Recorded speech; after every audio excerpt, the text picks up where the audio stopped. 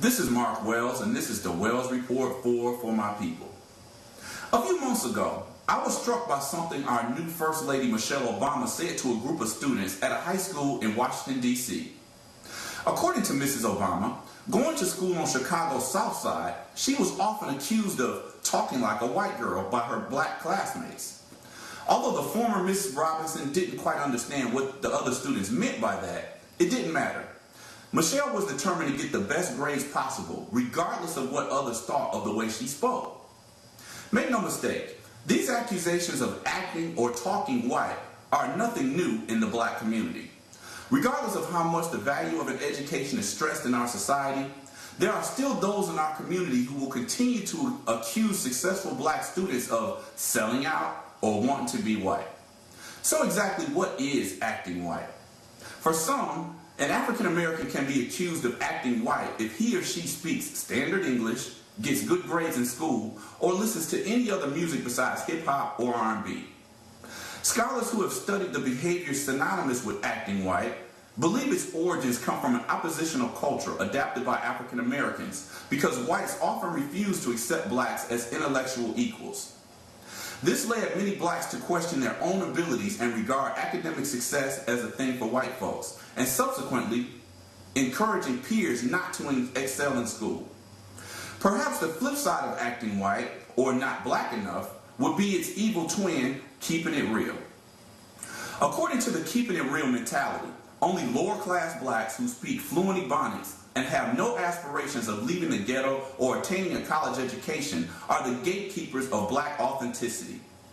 Maybe this is the reason why so many rappers and athletes in the past few years have been arrested on drug, violence, and weapons-related charges.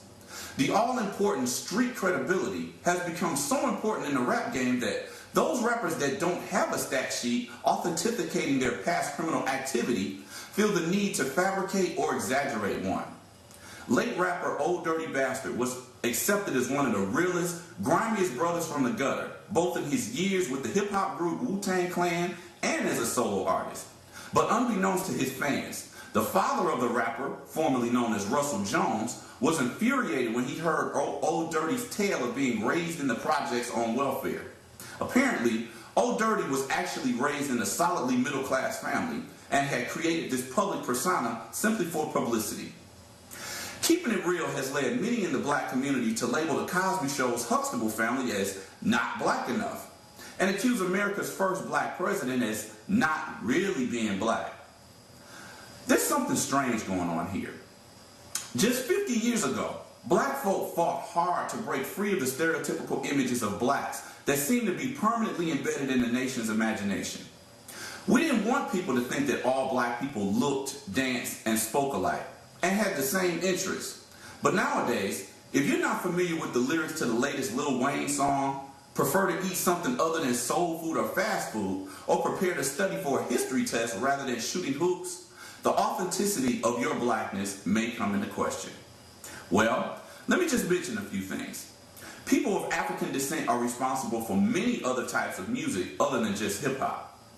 Fast food and soul food are both known to lead to serious health problems and even death. And for those who dream of being a professional athlete, the odds of an African American male ever playing in the NFL or NBA are 10,000 and 20,000 to 1 respectively. My point is, some of the beliefs and attitude that America used to keep African Americans in both imaginary and real fences many years ago and even now are fences that we have come to proudly maintain for ourselves. But a fence can simultaneously box one in or box one out. People like Jackie Robinson, Martin Luther King Jr., Thurgood Marshall, Jimi Hendrix, and Charles Drew climb fences in order that we may strive to be whatever types of persons that we were meant to be. So whether the conversation is about Dr. Drew or Dr. Dre, James Brown or James Baldwin, Lil Richard or Lil Jon, let us all remember that there is no one way of being black, and no one of us is any realer than the next.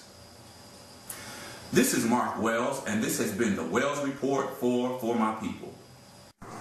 Hi, springtime is home improvement time, and I'm here from All Home Improvement to solve your repair needs.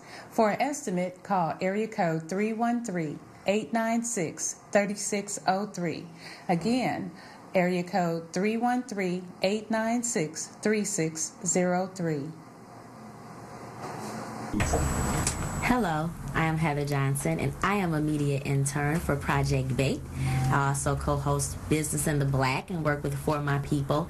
I have never had so much fun doing work in my entire life. The people involved with Project Bait are so sincere and they truly love what they do. David Rambo is an awesome producer. All the people that I work with have been great. I've learned so much and I'm so excited to be a part of this team. We're going to be holding so many huge events, working with people, and continuing to work with businesses that are Black-owned businesses trying to get their message out to the community. We also want to highlight businesses. We want to highlight people. We want to help the African American community and make sure that they always have a presence in media. Project BAIT stands for Business and Black Awareness in Television. We are so happy here at Project BAIT that you're watching us, and we appreciate you. We are looking for other media interns. If you want to be like me or work with the wonderful David Rambo, feel free to work with us here or contact us at Project BAIT or this station. Little Rock Baptist Church is the going church for the coming Christ. You want to find out more about services which are held every Sunday at 11 a.m.? Call 313-872-2900.